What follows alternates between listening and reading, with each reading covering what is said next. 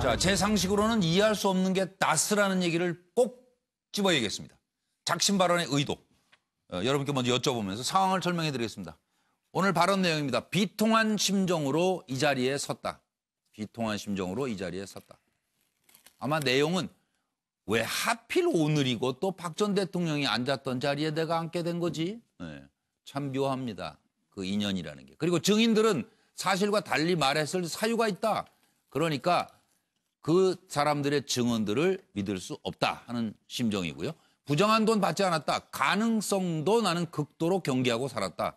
이것은 나는 돈에 대해 결벽증이 있는 사람이다. 이거를 강조하는 것 같고, 삼성 뇌물 얘기는 아주 충격이고 모욕적이다. 그러므로 절대로 나는 모르게 이루어진 일이라는 걸 강조할 것 같아요. 그리고 다스는 형님 것이다. 다스 의혹은 그 내 상식으로는 이해가 안 된다. 도대체가. 주식한 줄 없는 내가 어떻게 실소유주라는 말이냐. 이걸 억지다. 이런 주장이고요. 재판 결과 공정한 판결을 하는 국가라는 평가 받기를 소망한다. 바로 이 얘기는 검찰은 못 믿지만 법원 판단에 아마 마지막 기대를 거시는 것 같습니다. 검찰은 법과 상식에 맞는 재판을 위해 최선을 다하겠다. 그러면서 김인옥 여사 처리 방향은 미정이라고 밝혔습니다. 지나간 6개월 적폐청산의 명목으로 보면서 이것이 과연 개혁이냐, 감정풀이냐, 정치적 보복이냐 이런 의심이 들기 시작했습니다. 국민들이 다스는 누구 거냐 이렇게 묻고 있습니다. 이 부분에 한 말씀 부탁드립니다. 그런 마인드 물을 일은 아닌 것 같습니다. 적폐청산이라는 이름으로 진행되고 있는 검찰 수사에 대하여 많은 국민들이 보수를 괴멸시키고 또한 이를 위한 정치 공작이자 노무현 대통령의 죽음에 대한 정치 보복이라고 보고 있습니다. 전직 대통령으로서 물론 하고 싶은 이야기도 많습니다만은 말을 아껴야 한다고 스스로 다짐하고 있습니다. 다만 바라건대 역사에서 이번 일로 마지막이 되었으면 합니다.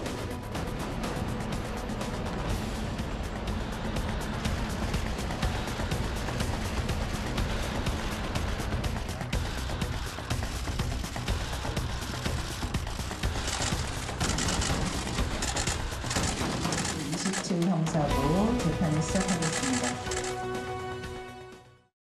네, 남은 다룰 내용도 있고 해서 이건 아주 간단히 김영주 전 의원부터 말씀 주시죠. 네. 사실은 뭐 작심 발언을 하셨는데 그전에도 작심 발언을 많이 하셨고 또 그렇습니다. 실제적으로 흔들림 없이 하시는 말씀입니다. 일관된 말씀입니다. 그것을 보면서 제가 느끼는 것은 결국 본인이 65세 이후의 삶 동안에 이런 일도 있을 수 있겠다는 예상을 해왔지 않았느냐. 아, 그렇게 보세요. 일관되게 자기 스스로가 그런 일관된 자기 철학을 주입해 보면서 살아오신 분이다.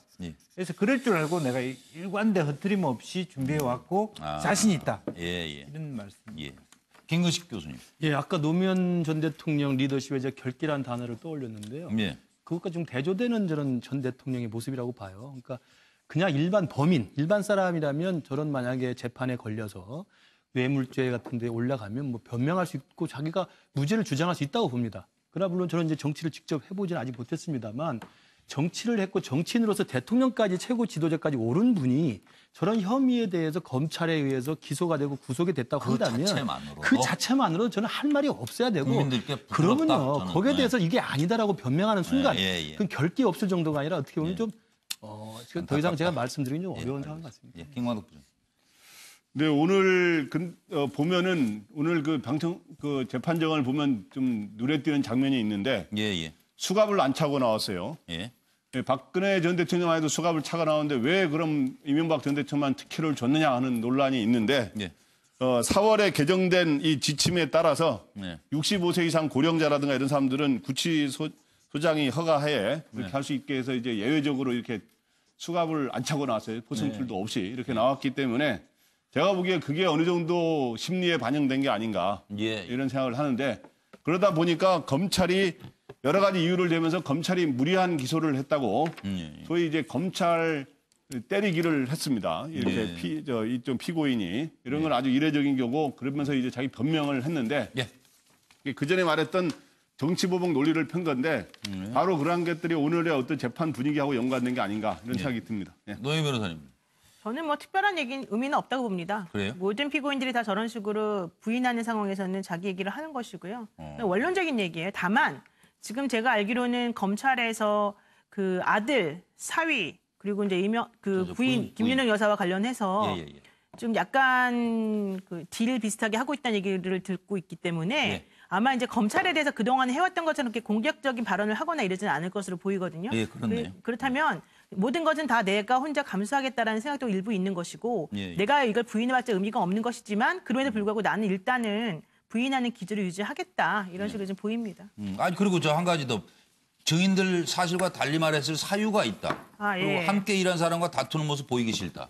이거 뭐예요? 증인 신문 없이 재판해달라는 거예요? 이 얘기는 증거에 대한 동의한다는 겁니다. 그러니까 증거를 동의하지 않으면 그 본인에게 불리한 진술을 했던 사람들을 다시 법정으로 불러서 증언을 들어야 되는데 그렇게 되면 서면으로 된 종이를 본 것하고 실제 재판장에서 보이는 모습하고가 임팩트가 달라요. 그래서 오히려 재판부 입장에서 봤을 때는 증언을 통해서 이명박 전 대통령에게 불리한 발언을 하는 것이 오히려 이명박 전 대통령 측에서 좋지 않다는 판단을 변호사들이 했을 겁니다. 이게 바로 이제 전문 용어로는 증거 동의. 하지만 입증 취지는 부인. 이런 얘기를 우리가 보통 하고요. 법원이 받아들여요, 그거를? 네, 그렇죠. 증거를 동의했으니까. 부동의해봤자 더 불리하다 이런 뜻으로. 검찰은? 검찰 더 좋죠. 왜냐하면 증거 동의라고 하는 것은 검찰이 낸 증거들을 모두 다 그냥 그 증거로서는 인정하겠다. 인정해버렸으니까. 그러니까 증거로서는. 그러니까 그것이 의미하는 바는 내가 생각하기 다르지만 증거로서는 인정하니까 판사님이 알아서 판단해달라 이런 얘기죠. 저 정희진 변호사님도 말씀 주세요. 네, 그 이명박 전 대통령이 3월 22일 날 구속됐고요.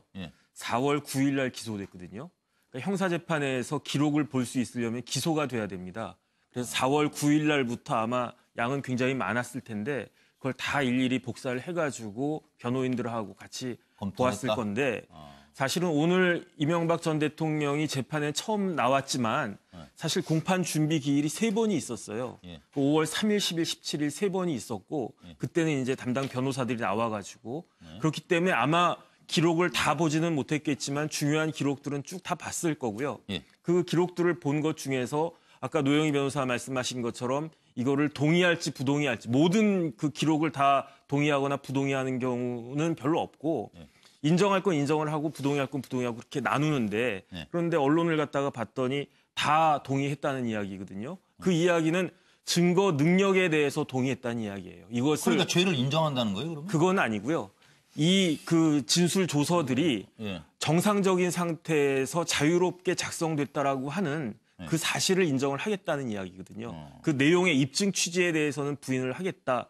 그런데 저는 사실 이해가 안 되는 것이 이것은 그냥 판사가 쭉 기록만 보고 그다음에 이제 그 말을 했던 사람들을 부동의를 해야 불러가지고 직접 이야기를 갖다가 하면서 더군다나 이 증거 능력을 갖다 동의했다라고 하는 것은 검사의 유리한 방향으로 진술이 쭉 진행이 될 수 있는 거거든요. 그건 물론이죠. 그걸 갖다가 부동의해가지고 탄핵을 갖다 해야 되는데 그런데 그걸 갖다가 안 하고 다 인정을 하겠다? 그런 상태에서 나한테 유리한 증인을 새로 불러가지고 하겠다. 이거는 재판 전략상 굉장히 어려운 이야기거든요. 그래서 왜 이런 식으로 이해가 안 가요. 더군다나 이제 이명박 대통령 주변에 뭐 유능한 법조인들이 굉장히 많은 것으로 알고 있는데 왜 이러한 전략을 갖다가 했는가 하는 생각이 들고 그다음에 작심이라고 하는 단어를 제가 찾아봤더니 그러니까 마음을 갖다가 짓는다라는 뜻인데 결국은 마음을 단단히 먹는다라는 뜻이에요.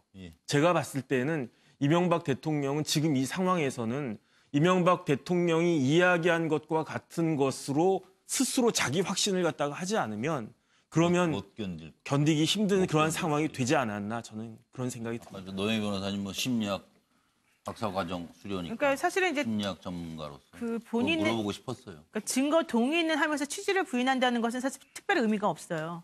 그거는 검찰이 주장하는 바를 인정하는 것하고 마찬가지 결과를 항상 낳아요. 그런데 제가 봤을 때 이명박 전 대통령이 이렇게 나오는 것은 우리가 여기에 대해서 반대되는 의견을 말해보았자 그분들이 나와서 나에게 유리한 말을 해줄 것 같지 않으니까 오히려 그거는 좋지 않다. 또 내가 여기서 더 이상 할 게 없다 이런 식으로 좀 들리니까 법리 다툼만 하겠다 이렇게 보입니다. 그럼 재판 안 나올 가능성도 있나요? 아니요. 재판은 무조건 나와야 되죠. 피고인이기 때문에. 박 전 대통령 안 나오죠. 그러니까 그분이 잘못된 거죠. 원래 본인이 안 나오면 안 되고 그걸 봐주면 안 되는 건데. 그러니까 원칙적으로는 재판에 나와야 되는데 이제 뻗ting기면서 내가 못 나가겠다라고 하면은 박 전 대통령처럼 불출석이 되는데 이 경우에도 변호사는 반드시 나와야 됩니다. 그렇기 때문에 모든 변호인들이 다 사퇴했음에도 불구하고 국선 변호인을 갖다가 선임한 이유가 그렇지 않으면은 재판 자체가 위법한 것이 되기 때문에 그렇기 때문에 그런데 제 생각에는 이명박 대통령은 박근혜 전 대통령하고는 달리 재판에 안 나오지는 않을 것 같다라는 생각이 들고요. 제가 확인해 보니까 이미 재판 기일이 5월 28일, 31일 해가지고 6월 20일까지 8번을 미리 쫙 다 잡아놨어요. 근데 만약에 이렇게 증거동의를 갖다가 했다라고 하면은 6월 20일까지 갈 수 있을까 하는 생각도 잘 드는데 한번 지켜봐야 될 것 같습니다. 그렇네요. 저 차명진 의원님 안 왔어요. 아유, 감사합니다. 네, 아닙니다. 뭐 이렇게 저한테까지도 또 신설을 주시고. 아니, 저는 이제 저기 보면서 원래 이제, 야, 정치를 하면서 첫나라의 대통령을 했던 분이 저는 저분하고 같이 밥도 몇 번 먹고 사실 저분 대통령 만들기 위해서 노력했는데 야, 뇌물죄 그다음에 차명회사 건으로 저렇게 기소를 받는다는 것 자체가 이미 정치적으로는 패배한 거예요.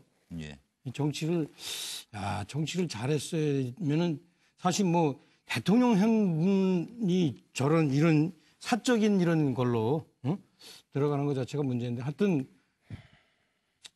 법률은 어떻게 될지 모르겠으나 제가 볼 땐 참담합니다. 예. 예. 알겠습니다. 참담한 일이요.